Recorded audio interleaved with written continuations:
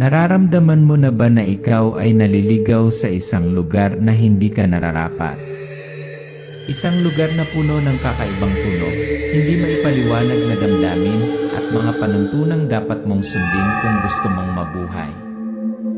Ang kwentong sasabihin ko sa inyo ay hindi katang-isip na kwento. Nangyayari ito sa isang lugar na madali mong mahahanap at doon nagsisimula ang mga pamumuhay. Nagtatrabaho ako noon bilang security guard sa isang shopping mall. Magtrabaho sa mainay na kapaligiran kung saan lahat ay may layunin, lahat ay may plano. At kakaiba, natagpuan ko ang aking sarili mahal ang trabahong ito. Hindi para sa kapangyarihan, hindi dahil gusto kong kontrolin ang buhay ng ibang tao, ngunit para sa pakiramdam ng pagiging protektado, ng pagiging ligtas sa isang magulong mundo. Pero isang araw, nagpasya akong maghanap ng ibang trabaho. Hindi dahil naiinip ako sa dati kong trabaho, kundi dahil gusto kong hamunin ang sarili ko, maghanap ng bagong trabaho, trabahong pansiguridad, kundi sa ibang lugar, tahimik at madilim na lugar, kung saan isa lang ang layunin ng mga taong dumadaan, protektahan ang isang storage area. Ang trabahong iyon ay trabaho sa gabi. At doon nagsimulang magbago ang mga bagay. Kinuha ko ang trabaho at pagkapasok ko sa storage building ay may kakaibang pakiramdam ang sumalubong sa akin. Yung feeling na never being truly alone. Akala ko sanay na ako sa tahimik ng gabi, hindi pala sa ganitong klaseng tahimik. Nakakatakot ang katahimikan, sobrang tahimik na naririnig ko ang sarili kong paghinga. Nang matanggap ko ang aking uniforme sa seguridad at simulan ang aking unang shift, ang lahat ay tila normal. Hanggang sa pumasok ako sa trabaho, itong storage building. Ang lokasyon ay hindi maaaring maging mas malungkot. Ito ay nakahiwalay, malayo sa malalim na kakahuyan, na may malaking, malamig, nakalock na pintong bakal. At pagkatapos ay napagtanto ko ang isang bagay na kakaiba. Ang pintong iyon hindi na tulad noon. May mali. Mahabang kalmot na parang isang higanting hayop na kakarete lang. Walang tao sa building na ito. Ako ay ganap na nag-iisa. Pero bigla naramdaman kong hindi ako nag-iisa. Hindi ko akalain na ang lugar na ito ay magpapabago sa akin ng tuluyan. Wala akong ideya na ang trabahong pangsiguridad na ito ay hindi na lamang isang trabaho, kundi isang labanan sa buhay at kamatayan kung saan kailangan kong labanan ang mga bagay na walang sinuman ang makapagpaliwanag. Makinig ka dahil ang kwentong ito ay magtutulak sa iyo na pag-isipang muli ang iyong mga desisyon. Huwag na huwag mong hayaang maakit ka ng tila perpektong imbitasyon sa isang bitag na hindi mo matatakasan. At ang kwentong ito ay nagsisimula pa lamang.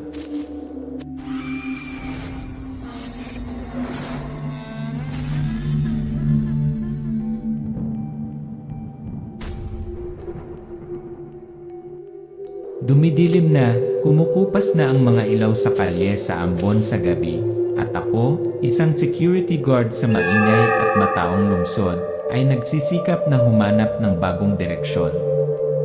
Ang pangalan ko ay Ben, 27 taong gulang, isang medyo normal na tao, walang espesyal maliban sa isang regular na trabaho sa nakalipas na 3 taon, security guard sa isang malaking shopping mall.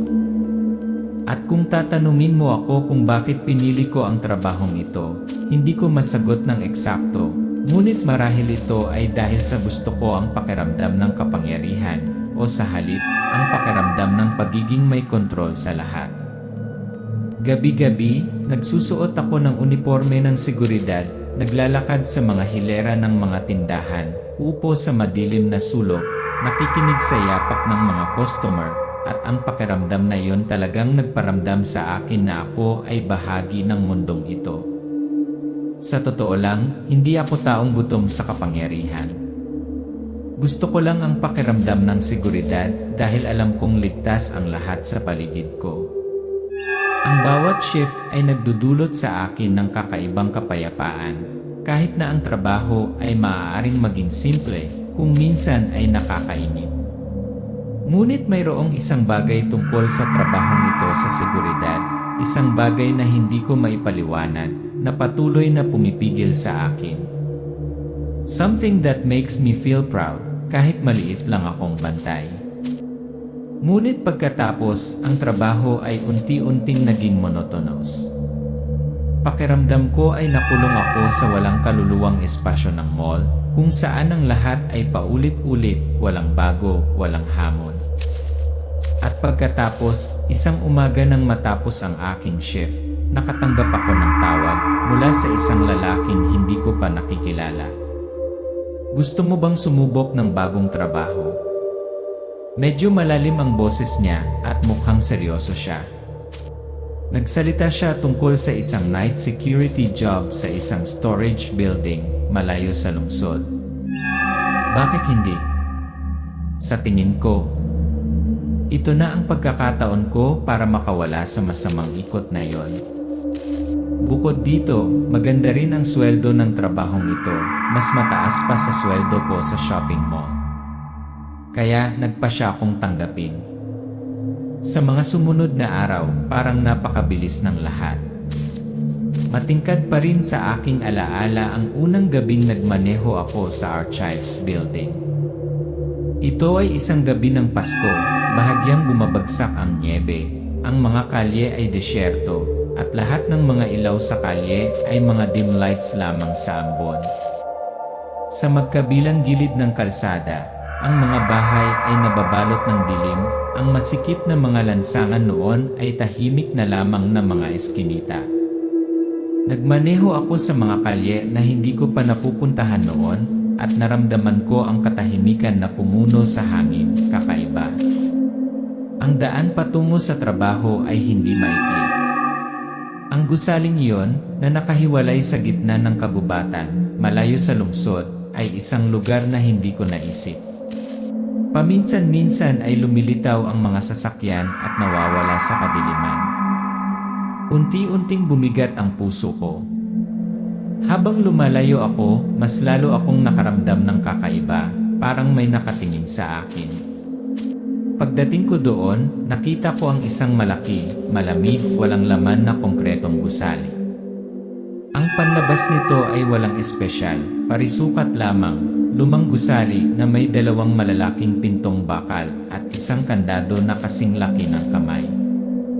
Ang mga pintong ito ay mukhang hindi napapanatili ng maayos, na para bang ilang taon na itong inabandona. Isang kakaibang pakiramdam ang bumangon sa akin, ngunit sinubukan kong itulak ito sa aking isipan. "Welcome to your new job," sabi ng amo ko, mababa at seryoso ang boses. Inabot niya sa akin ang security uniform at sinabi sa akin na siyam ang simula ng shift ko. Gayunpaman, may isang bagay na nakalilito sa akin mula sa unang pagkakataon. Bakit hindi niya inihatid ang uniforme sa storage building kundi sa bahay niya? Bilang isang tao na sanay na bigyang pansin ang maliliit na detalye, naramdaman kong may mali. Pero sinigurado ko sa sarili ko na baka nagkataon lang. Lalong lumaki ang kahihiyan sa aking puso, ngunit ang iniisip ko lamang ay ang magtrabaho at kumita ng pera. Inaasahan ko ang pagpasok sa bagong mundong ito, isang trabaho na kakaunti lang ang nakakaalam at maaaring magkaroon ng mga bagong karanasan. At pagkatapos, noong gabing iyon nagsimulang magbago ang lahat. Nang matanggap ko ang uniforme ng seguridad, hindi ko na ito pinag-isipan, nakita ko lang na medyo luma at hindi perpekto, ngunit walang kakaiba. Nagmaneho ako papunta sa storage building, isang pakiramdam ng pagkabalisa ay dahan-dahang gumagapang sa akin. May kung ano, marahil ay ang mga kakaibang tunog sa hangin, at ang mga gasgas sa malaking pinto na hindi ko maipaliwanag. At nang pumasok ako sa gusaling iyon, wala akong ideya na hindi na magiging pareho ang buhay ko.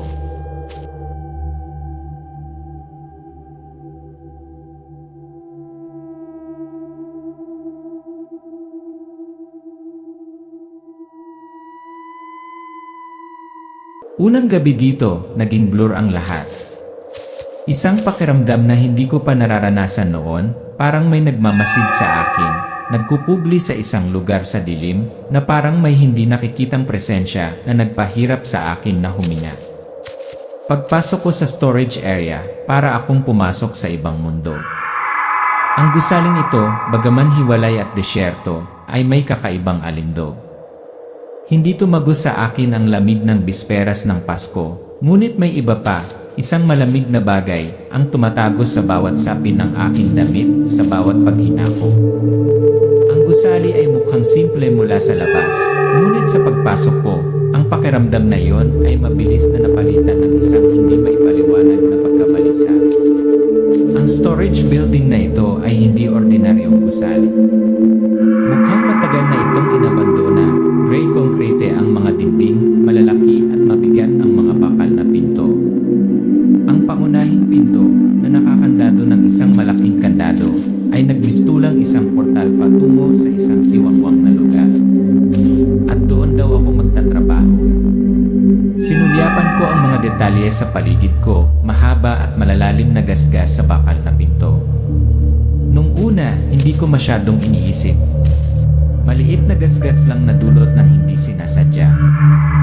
Ngunit nang mas malapitan ko, napagtanto ko na ang mga gasgas na yon ay hindi iniwan ng isang ordinaryong hayop.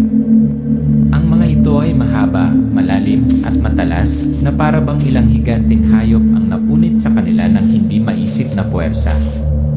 Ang kakaiba ay makinis pa rin ang pinto, walang ibang marka maliban sa mga gasgas na ito. This was the first time I felt something supernatural. Ang pakiramdam na ito ay hindi katulad ng anumang naranasan kong magtrabaho bilang security guard sa isang shopping mall. Nagkaroon ng nakakatakot na katahimikan. Tahimik hindi dahil desyerto ang lugar kundi dahil may mali. Sinubukan kong pumasok sa loob, binabalikan ang bawat detalye, ngunit ang mga palatandaang ito ay lalo lamang akong nababalisa. Umaaligaw-baw ang bawat hakbang sa katahimikan na parang may 1,000 bulungan sa dilim, naghihintay na lang na magkamali ako. Pero hindi ako tumigil. Kailangan kong magtrabaho. Hindi ako papayag na mahuli ako sa mga walang kwentang kaisipan. Nagpatuloy ako sa mas malalim na gusali, kung saan ako magtatrabaho magdamag. Bawat hakbang ko ay nararamdaman kong may mga mata na hindi nakikita. Ang pakiramdam na ito, hindi ko matatakasan. Tila ang bawat sulok ng gusali ay puno ng hindi masasabing mga kwento. Naglakad ako sa isang mahabang pasilyo na may maliliit na pintuan ng imbakan sa magkabilang gilid. Ang iba ay malamig, kulay abong mga dingding. Sa dulo ng pasilyo, isang maliit na mesa ang inilagay na may pagod na itim na leather na upuan. Sa tabi nito ay isang maliit na bintana na nakatingin sa labas, kung saan ako upo sa mahabang gabi. Hinawakan ko ang ibabaw ng mesa, naramdaman ko ang malamig na kahoy. Isang pakiramdam ng pagkabalisa ang bumangon sa aking puso. Ito ay hindi isang lugar kung saan ang isang normal na tao ay maaaring makaramdam ng ligtas. Pero ang mas ikinagulat ko ay sa likod ng gusali. Ang kagubatan ay siksik at itim, tulad ng isang tahimik at nagbabantang kurtina. Tila hindi tumigil sa pag-iral, tulad ng isang itim na bibig na naghihintay. Ang mga puno ay umindayog sa hangin, ang mga sanga ay nabali na may malambot na tunog, ngunit sa hangin, walang kahit isang tunog na maipaliwanag. Ang kagubatan ay tahimik, masyadong tahimik. Muli akong lumingon sa kagubatan, dinadama ang bawat paghinga ko. Sinusubukang iwaksi ang takot na nagsisimulang humusbong sa loob ko. Pero hindi ko maiwasang mapaisip sa nakita ko. Nananatili pa rin sa akin ang takot na nararamdaman. Yung feeling na may nakatayo sa likod ko, kahit hindi ko sila nakikita. Bigla akong may nakitang anino na dumaan sa bintana. Tumibok ang puso ko. Hindi ko masabi kung sino yon, ngunit tiyak na may tao doon. Napakurap-kurap ako, ngunit nang imulat ko ang aking mga mata, wala na ang pikura. Muli, napaisip ako kung nananaginip ba ako o biro lang ito. Niloloko ba ako? O talagang may mali sa lugar na ito? Ipinilit ko ang ulo ko, sinusubukan kong pakalmahin ang sarili ko. Pero hindi maikakaila na may mali. May presensya dito. Hinihintay ako nito. At hindi ako makaalis dahil alam kong pagtapak ko sa lugar na ito, hindi na ako makakabalik.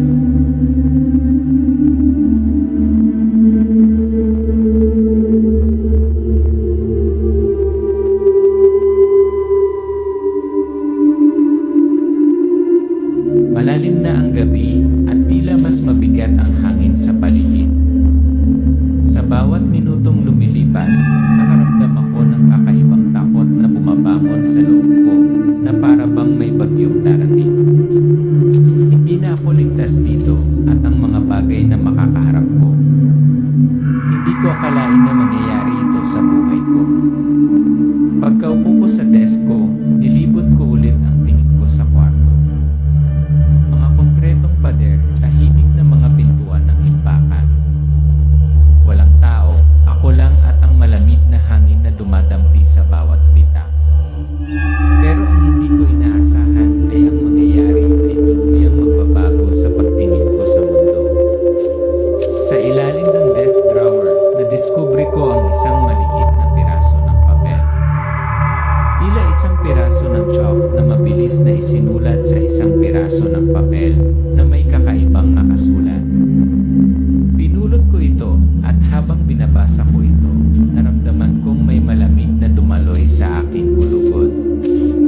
Ang mga kakaibang panuntunan ito ay hindi katulad ng anumang narinig o nalaman ko. Rule number 1, kung makarinig ka ng mga yabag na pababa sa hagdan ng basement, huwag kang tatayo. Umupo ka, huwag gumawa ng anumang ingay. Umupo ka lang doon at maghintay ng 30 segundo. Rule number 2, kung ang isang matangkad na babae na may mahaba, usok na buhok at maduwing mga buko ay lumabas at nagtanong tungkol sa kanyang kapatid, dapat kang tumugon. Hindi ko alam, hindi ko pa siya nakikilala. Ganyan talaga. Rule number 3, kung makarinig ka ng isang bata na sumisigaw mula sa kakahuyan sa likod ng iyong gusali, huwag kang lalabas para mag-imbestiga. Kahit na parang totoong bata, huwag kang lalabas doon. Rule number 4, kung titingin ka sa labas ng bintana at makita mo ang isang lalaking may punit-punit na damit, kulubot na balat, walang kaluluwang itim na mga mata at multo ng ngiti, umiti at kumaway sa kanya.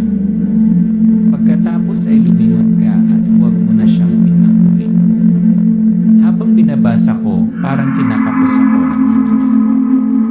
Ang mga alituntunin ito ay parang isang babala na parang isinulat hindi para sa akin, ngunit para sa mga nauna sa akin, ang mga naunang tagapag-alaga, ang mga lumakad sa mga landas na ito at alam ang mga bagay na hindi ko pa maintindihan.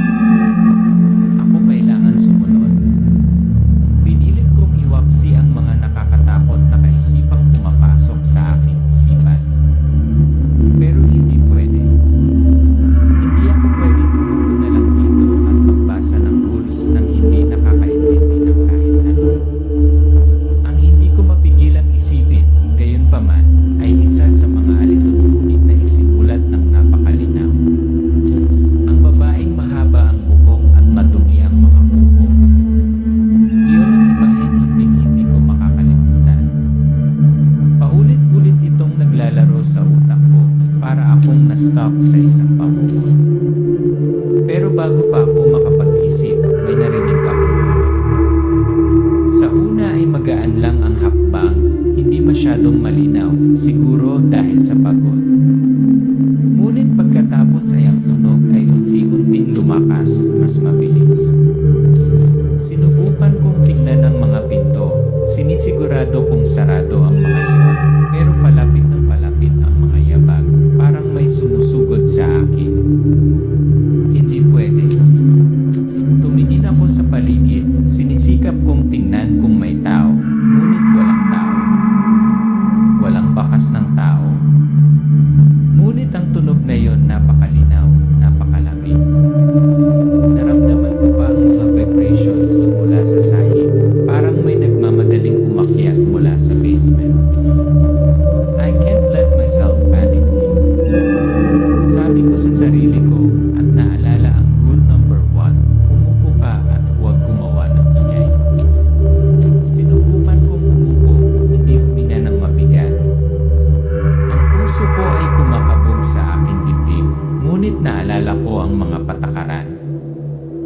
30 segundo, kailangan kong maghintay ng isa pang 30 segundo. Pero ang hindi ko maintindihan, pagkatigil ng mga yabag ay may nangyaring hindi maipaliwanag. Nakarinig ako ng isang hingal, hindi tao, ngunit isang hindi kanais-nais na tunog, na parang may nakatayo sa likuran ko, ngunit hindi ako naglakas loob na lumingon. Ilang segundo pa, at may narinig akong sigaw mula sa labas ng bintana, isang sigaw na parang batang iniwan sa dilim. Napakapit ako sa mesa, nakatingin sa labas ng bintana na may takot na mga mata. Tapos nakita ko yung babaeng yon. Mahaba at magulo ang buhok na tumatakip sa kanyang mukha, marumi, matutulis na mga kuko, at isang pares ng mga mata na parang walang katapusang black hole na nakatitig sa akin. Nakatayo siya sa labas ng pinto, walang sinasabi, nakatingin lang sa akin. Gumagalaw ang mga labi niya na parang gustong magtanong na hindi ko masagot. Ang mga salita ng rule number 2 ay agad na umaligaw sa aking ulo. Say these exact words. Hindi ko alam, hindi ko pa siya nakikilala. Huwag ka nang magsabi ng iba. Napalunok ako, ang lamig na dumadaloy sa aking gulugod. Pinilit kong umiti at nauutal, ewan ko, hindi ko pa siya nakikilala. At pagkatapos, tumahimik ang lahat.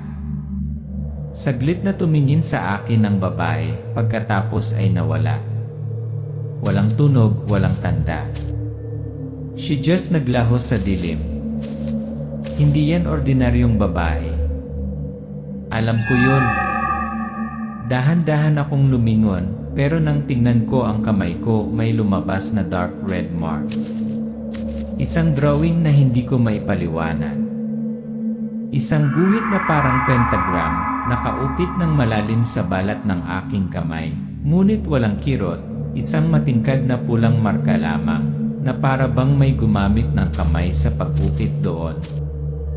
Hindi pwede.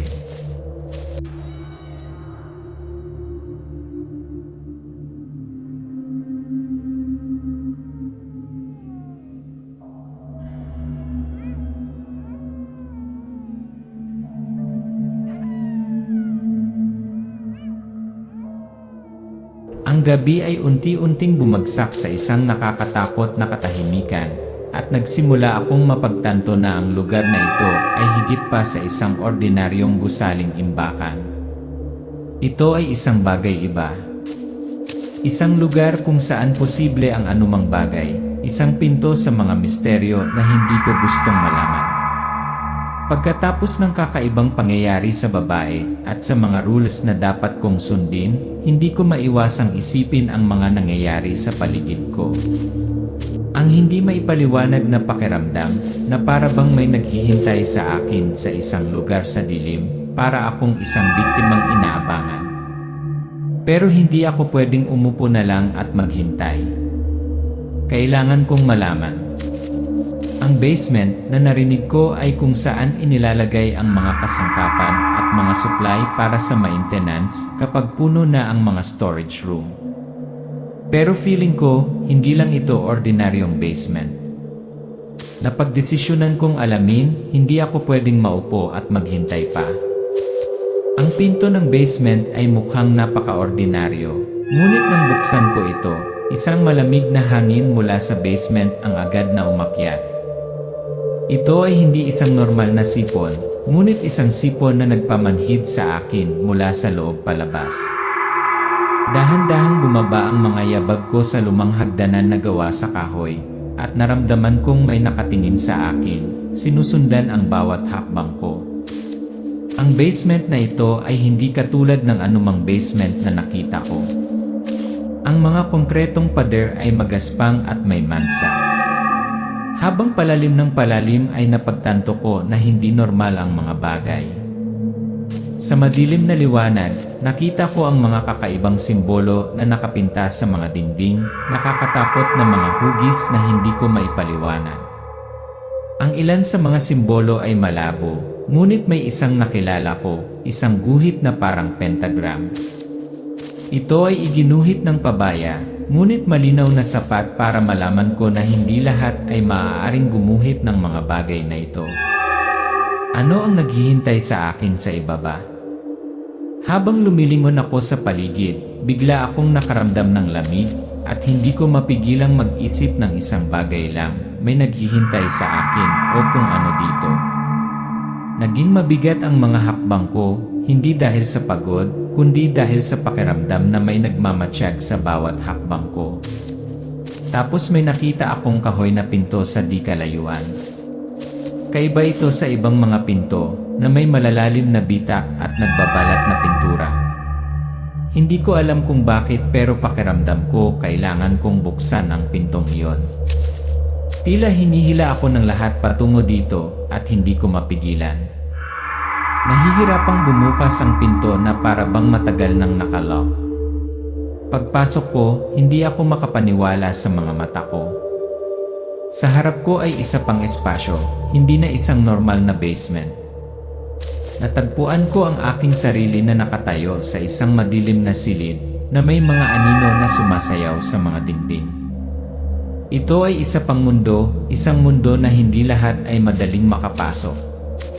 And then, may narinig akong footsteps. Ang mga yapak ay hindi tao. Ang mga yabag na ito ay tila tuyo at mabagal, ngunit mayroong isang bagay na lubhang nakakatakot sa kanila. Ito ay tulad ng isang babala, isang tunog na ipinanganak mula sa kadiliman.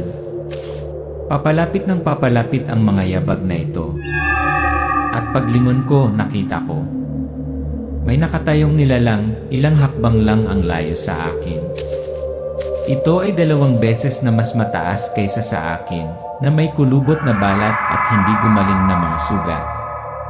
Ang mga mata nito ay ganap na itim, walang anumang liwanag, at ang bibig ay may matatalas na ngipin, nakausli na parang mga tinik na puno ng puot.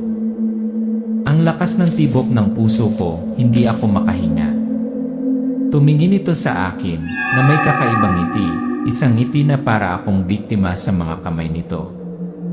Naglakad dito pasulong, dahan-dahan, ngunit sa bawat hakbang nito, ang espasyo sa paligid nito ay tila lumiliit, na tila ang lahat ay sinisiksik sa kadiliman. Wag-wag kang gagawa ng kahit ano eh. Sabi ko sa sarili ko. Ngunit pagkatapos ay naalala ko ang isang bagay na mahalaga, ang ikatlong panuntunan sa ship, kung makakita ka ng ganoong nilalang, huwag tumakas. Sundin ang mga patakaran. Kinailangan kong kumaway at mumiti, ayon sa panuntunan bilang 4. Inipon ko ang aking lakas ng loob, umiti at kumaway, kahit na ang puso ko ay lalabas na sa aking dibdib. Huminto ito at tumingin sa akin. At pagkatapos ay tumawa ito, ngunit ang tawa na iyon ay hindi tulad ng tawa ng isang ordinaryong tao. Parang nakakatakot na tunog, na para bang ang ngiting iyon mismo ang makakaubos sa buhay ko. Habang ako ay tumalikod upang ipagpatuloy ang pagsunod sa alituntunin, nakarinig ako ng isang push, isang matalim na talim na tumatama sa hangin, at naramdaman ko ang isang sakit na napunit sa aking likod. Nilabag ko ang mga patakaran. Inatake ako nito. Naramdaman kong may matigas at malamig na bagay na bumalot sa lig ko. Nagpumiglas ako, sinusubukan kong makalayo, ngunit masyadong malakas ang nilalang, at ang bibig nito na puno ng matatalas na ngipin ay nagsasara. Hindi ko kayang tumayo lang at maghintay na mamatay. Kailangan kong tumakbo, ngunit sobrang dilim at ramdam ko ang anino nito na humahabol sa akin sa bawat hakbang. Sa tuwing babalik ako para tingnan, nakikita ko itong nakatayo, na walang buhay na itim na mga mata, nakatingin lang sa akin nang walang sinasabi. Saan pupunta ngayon?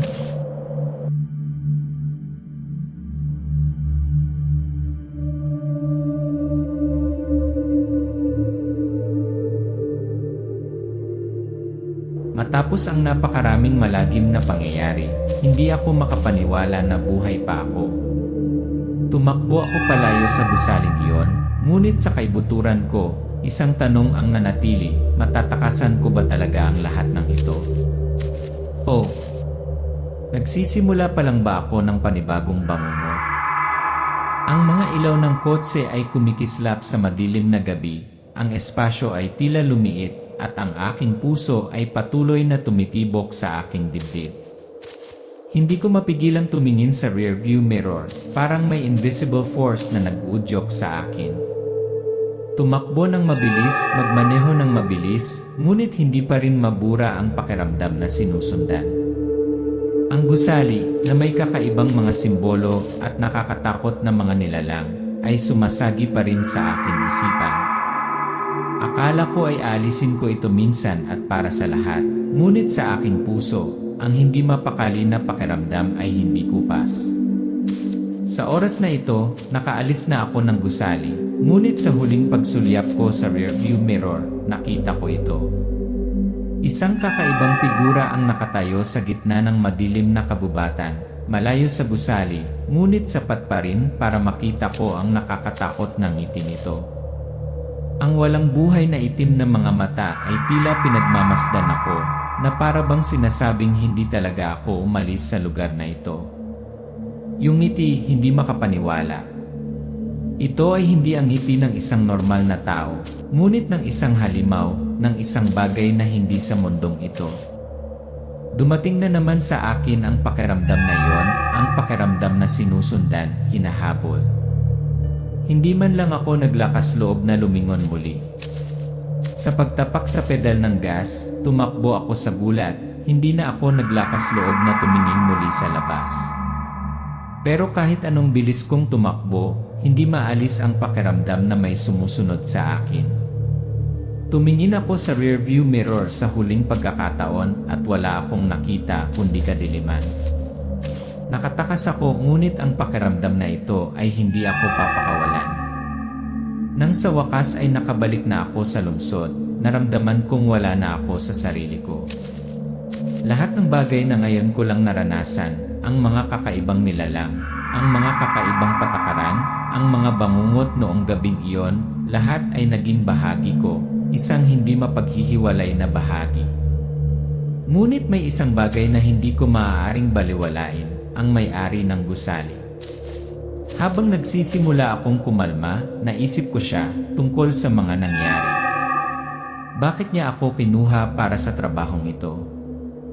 Bakit ako naatasan ang trabahong pansiguridad sa isang liblib na lugar? At ang kakaiba ay natanggap ko ang aking uniforme ng seguridad sa kanyang bahay, sa halip na sa mismong gusali. Kakaiba ito. Maaaring alam na niya ang lahat. At bigla kong napagtanto na hindi pala siya isang taong hindi sinasadyang naglagay sa akin sa isang simpleng trabaho.